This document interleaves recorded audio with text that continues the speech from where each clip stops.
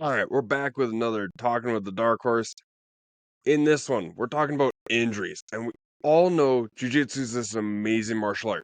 But if you're constantly getting injured, you're not going to be training that long. You're not going to be training long enough to improve the skills and all that stuff that you want to get better at so much more. The good news is most injuries are preventable. Today, I'm going to break down the key habits to keep you on the mats for years to come. So, the biggest thing and point number one, know when to tap. All too often, you're holding out on a submission. That's going to be the quickest way to get injured. When you're sitting there and you're like, it's not that bad, it's not that bad. Whether it's an armbar, heel hook, even like cranking on the neck. Tap early, tap often. I see it all the time on the mats, and especially with like white belts or those color belts with a little bit of an ego that don't want to tap to the lower belt. You're injuring yourselves, all right? I've been there. I'll tell you a story. In one of my white belt tournaments, I was in the running for gold. I think it was like my last match. It was the gold medal match. This guy caught me in an armbar. I was doing like a close guard stack where you're kind of like stuffing that collar choke where you have the one and then you're stuffing the collar across the neck. I was doing that and he swung around and caught my arm. Basic white belt mistake. Part of the deal. But when I was going through it, I heard in my ear, my coach at the time was saying, "There's only 10 seconds left.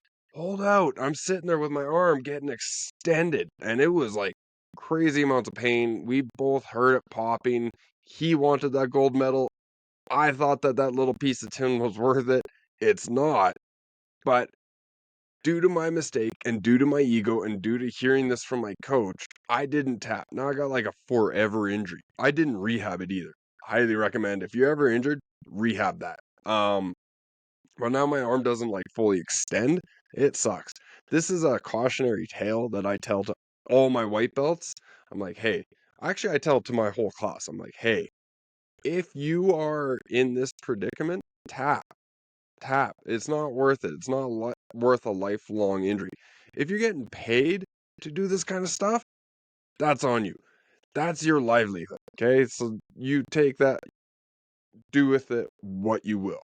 But if you're just in it to have a good time, if you just want to see where you're at, tap early, tap often. Arm bars, heel hooks, all these submissions can mess you up for life. So, live to roll another day.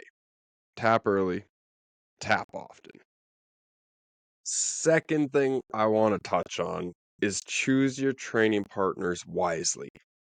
Every club, every open mat, every training situation has a couple different training partners. Now you have those training partners that are controlled, they understand what's going on.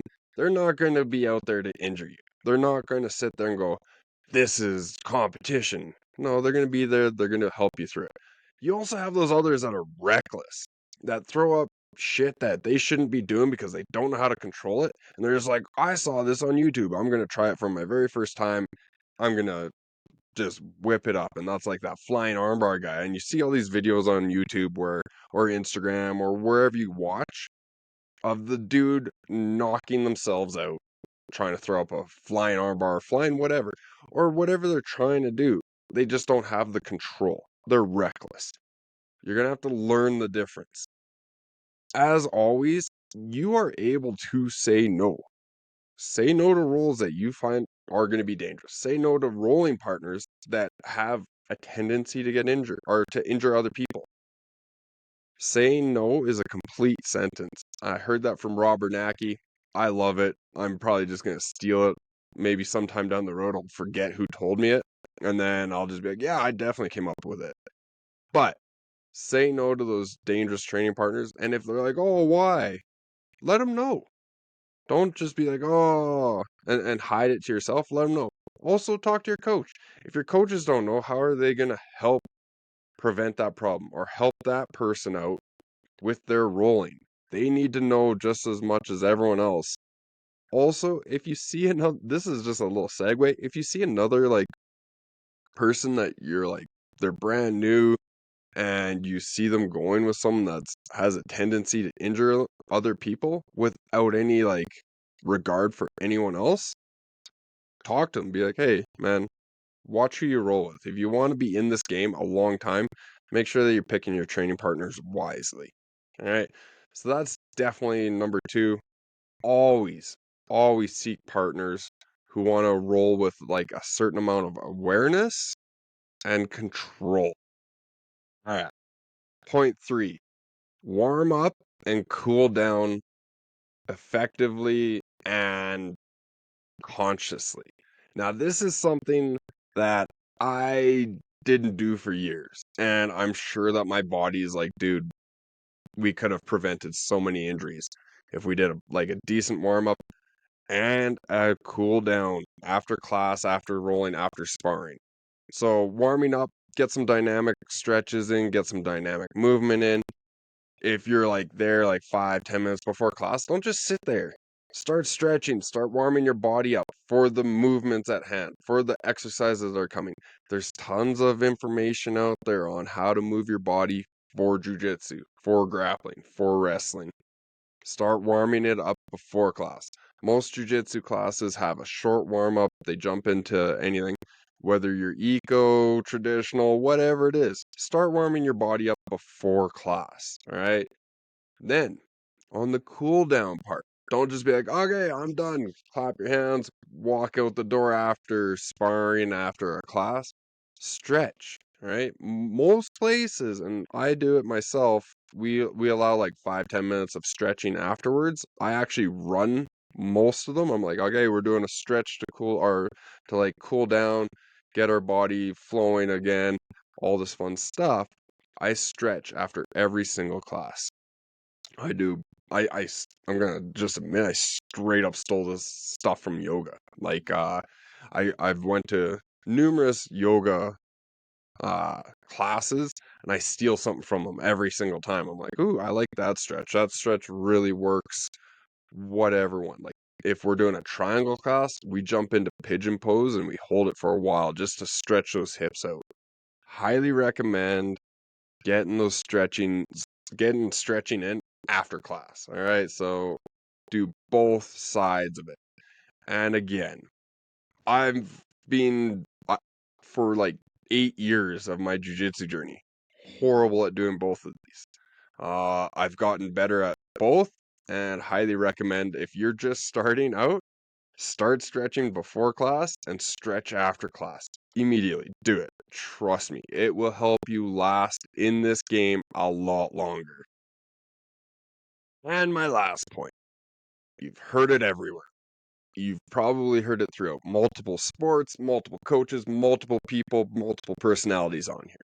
Train smarter, not harder. Super easy concept to hear, harder to implement.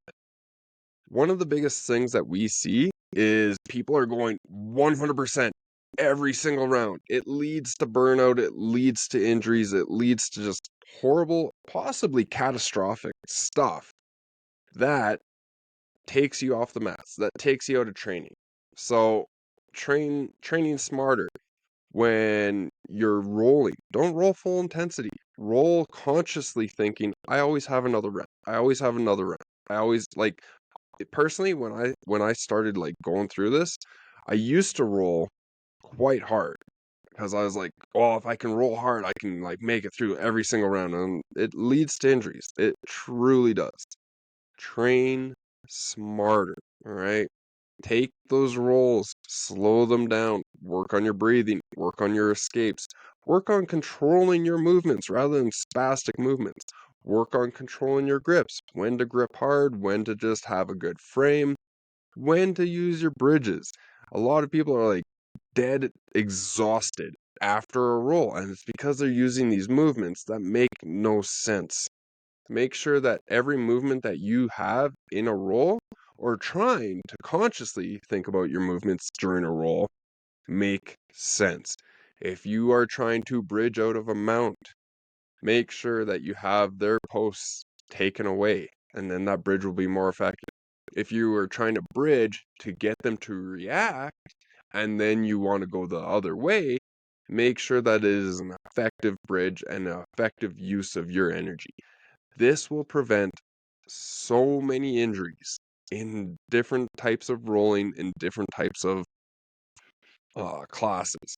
Now, the crazy thing is you're gonna have to learn how to balance the drill, flow roll, and conscious hard rolls wisely. Okay. Most clubs have a class where it's like comp class or like hard rolling class. Those are the ones to go in and like up your intensity, up your cardio, and get those rolls in. Other classes where it's like the all levels classes, where you have like everyone from like brand new white belts all the way up to like brown belts, black belts. Some of the professors are rolling all that fun stuff.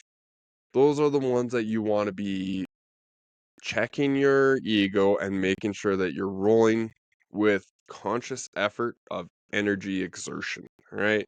So make sure that you are choosing your rolls wisely and then choosing how to roll wisely. Hopefully, some of these tips helped. Staying injury free means you get to train more, improve faster, and enjoy the sport that we all love for years to come. Let me know in the comments what's the worst injury you've ever experienced in jiu-jitsu, and if this helped, think about subscribing. More tips on training smarter. Catch you on the flip side.